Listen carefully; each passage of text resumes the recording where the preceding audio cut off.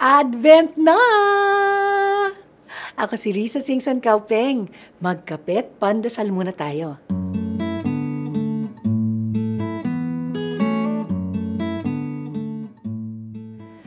Alam ko, September 1 pa lang, nagpapatugtog na ng Jose Marichan Christmas songs sa Pilipinas.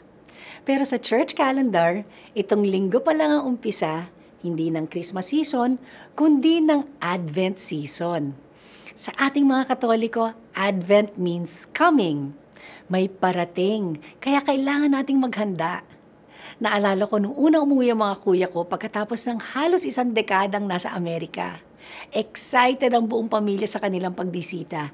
Aside from the things we planned to do with them, my dad fixed our house so that our brothers would have comfortable rooms to stay in. He had our guest room painted and bought a new bed. Yung tito ko na nagluluto para sa amin ay naghanda ng mga paboritong Filipino food ng mga kuya ko. Ganyan tayo kapag naghahanda sa pagdating ng mga bisita. Well, that's what Advent is. Jesus is coming to be born again in our hearts. So we have to make sure that there is room for Him at the end of our lives.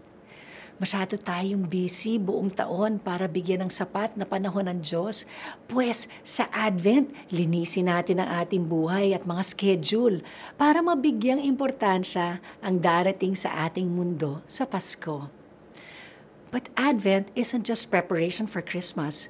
When Jesus was born into the world, it's also a time to prepare for Jesus' second coming when He returns to earth. Hindi natin masyadong iniisip ito, pero sa misa, we always proclaim that Christ has died, Christ has risen, and Christ will come again.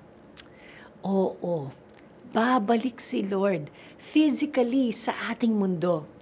Whether maabutan natin yon o mauna tayong mamatay, dapat handa tayong harapin si Jesus kahit kailan. Kapatid, handa ka na ba? Advent is the time to prepare. Let's pray.